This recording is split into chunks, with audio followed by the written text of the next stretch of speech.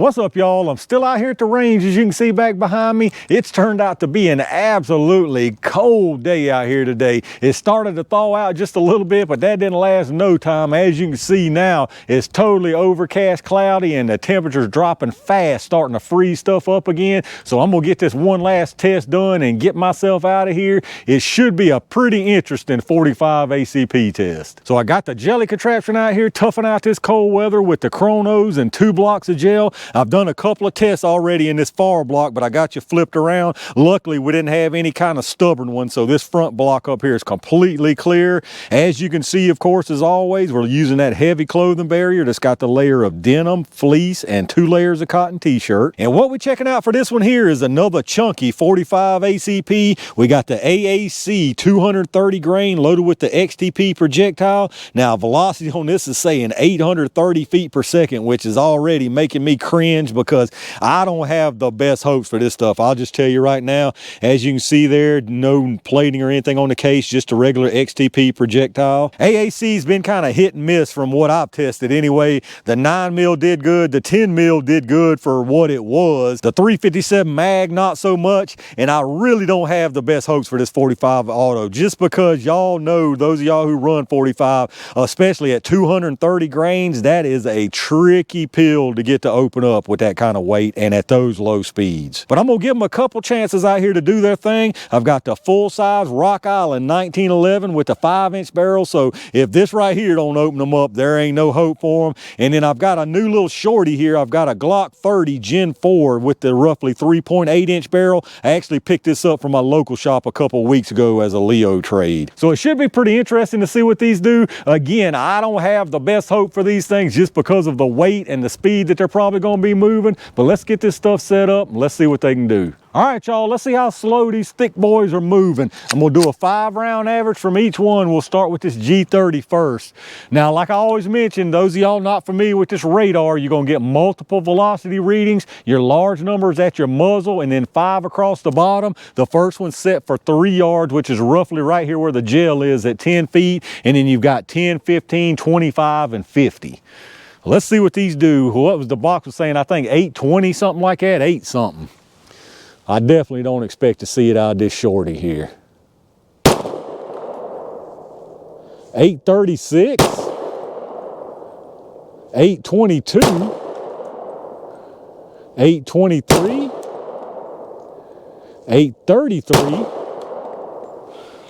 and 845, so that thing just completely proved me wrong. I'm pretty sure it was 820. I need to take a look again. Let's check out the average. All right, so I checked the box and it was actually 830, and we hit that even out of this little shorty right there. Our 5-round average was 832. We had an extreme spread of 23 and a standard deviation of 9.7, so I'm very, very happy to see that. I did not expect to hit that out of this little shorty right here. Let's reset it and see what the Rock Island does. All right, let's try it with the 5-inch, y'all. This one should definitely hit that 830 after the Glock did.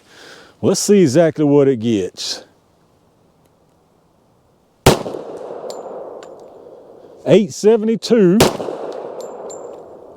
862, 888, 890,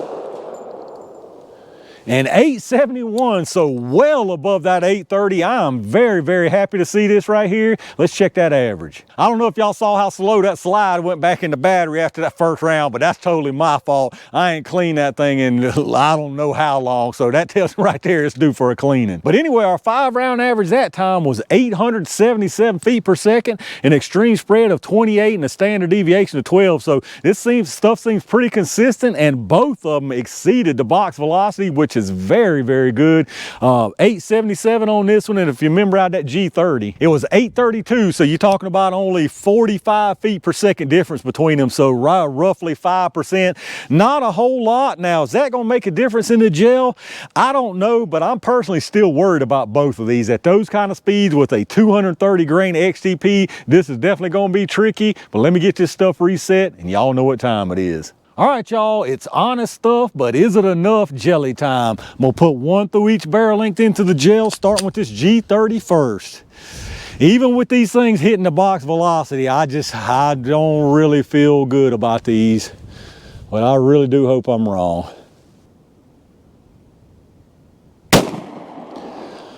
All right, I think I see a pretty long track. Let me go see what happened.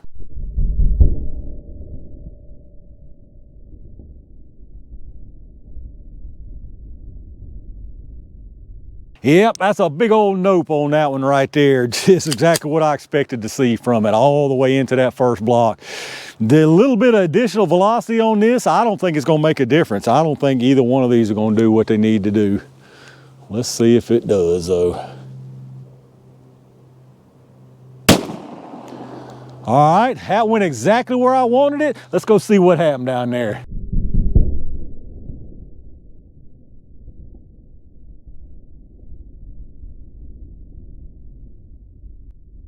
All right, y'all, absolutely no surprise down there. We caught both the rounds, neither one of them any kind of attempted expansion. And y'all probably thinking, well, what in the world are you doing then? I know a lot of times when we do these and they don't expand, we talk about how similar they are to FMJ, and I always get the question, why didn't I send to FMJ? And most of the time it's just purely because of time and space, but since I've got some time and some extra space, we're gonna send a round to FMJ. This is 230 grain, just Blazer FMJ. And see what it does, just see how similar they act, because at this point, from as much 230 hollow point as I've seen out of this 45 ACP, I'm really starting to wonder why any company even bothers with a 230 grain hollow point. Well, let's see what happens here with this FMJ, y'all, just for curiosity's sake. All right, that should have been good placement. Let's go down there and check these out.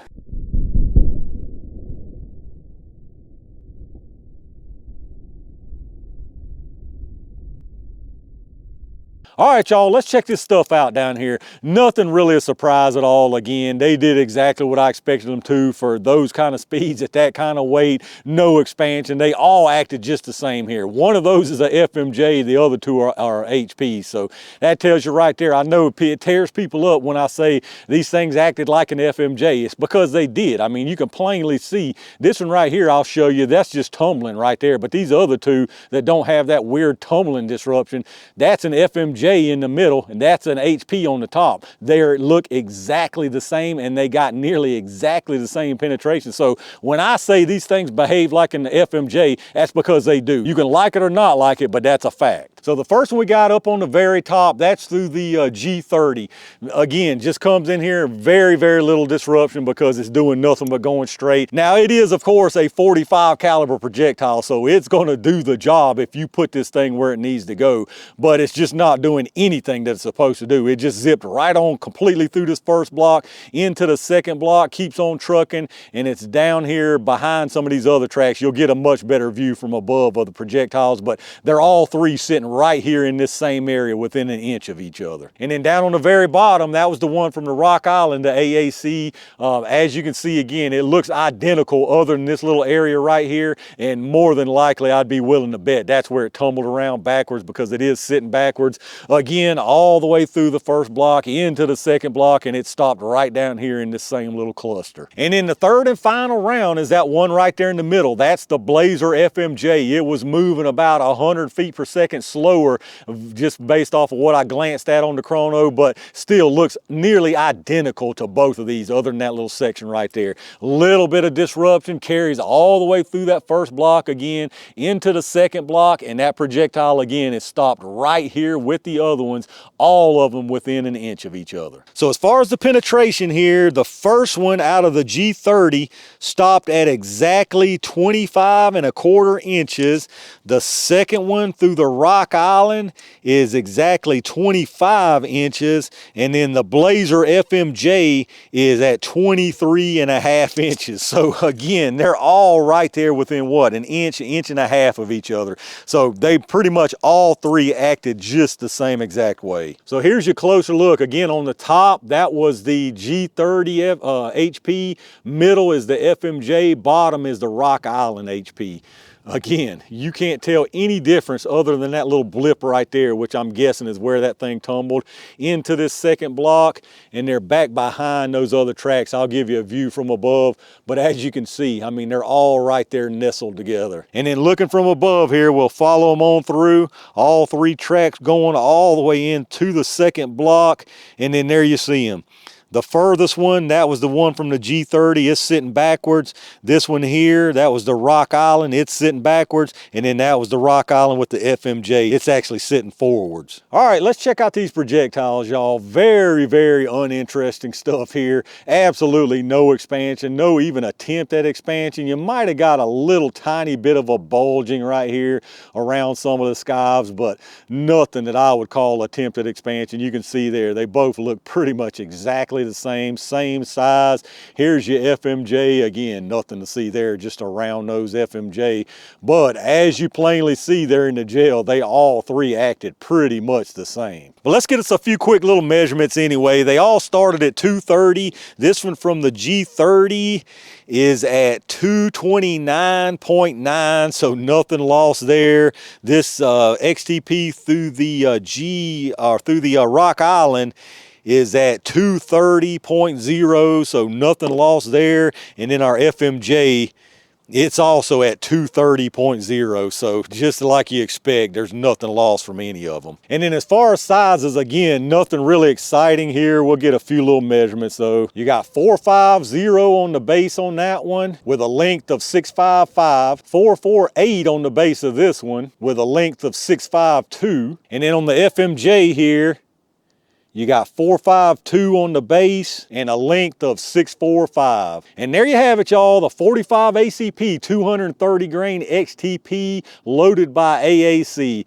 As far as a question, can AAC do ACP? On this one right here, that's a big fat no way. These things acted just like an FMJ. I'm gonna say it because I just showed it. They act just like an FMJ for more money. That's just all it is to it. If you're looking for something like this, save you some cash and buy the FMJ, because in my opinion, a 230 grain, with just a few exceptions, a 230 grain HP, especially running out of a short barrel, unless it's plus P, I ain't want no part of it. If it's not going to be moving fast enough, loaded hot enough, I would personally much rather have something like a 185 and 45 ACP. All right, y'all, I'm calling it right there for what was a pretty interesting but very cold day of testing out here. I hate that we ended off the day with another fail, but it is what it is out here. Sometimes there's no telling what you're gonna get from these rounds. I kind of expected this though, after seeing those velocities. Very happy that it actually met the box velocities and exceeded them, but even that, just not enough. These 230 grain 45 ACP hollow points are one of the trickiest, toughest rounds to get right. If you're not willing to spice these things up and get them moving fast enough, you're going to have a hard time getting a 230 grainer to expand for you. So for me, the bottom line on this one is, if you're in the market for AAC 45 ACP, save yourself some cash and just get the FMJ, because that's the kind of performance you're getting from the XTPs. But let me know down in the comments what y'all's thoughts are on it. Any of y'all out there actually run some of these XTPs loaded from AAC? Have you used any of their FMJ? Let me know down in the comments what you think about it. If you enjoyed the video, take a second to hit that thumbs up button if you would. Subscribe to the channel and make sure you turn on your notifications so you get notified when I upload new stuff. As always, a big thanks to my Range Gang members and every single one of y'all for supporting the channel like y'all do. A few interesting things we got done out here today, not as much as I really wanted to, but this weather's just for the birds. I'll be so glad, not so much for the cold. I don't like freezing, but not so much the cold, but this doggone daylight savings time mess. I'll be so glad when the time changes forward, because running out of daylight so early like this just ain't no good. But I've got a bunch of good stuff headed y'all's way, so be on the lookout for that. And in the meantime, stay safe, stay prepared, and I'll see you soon.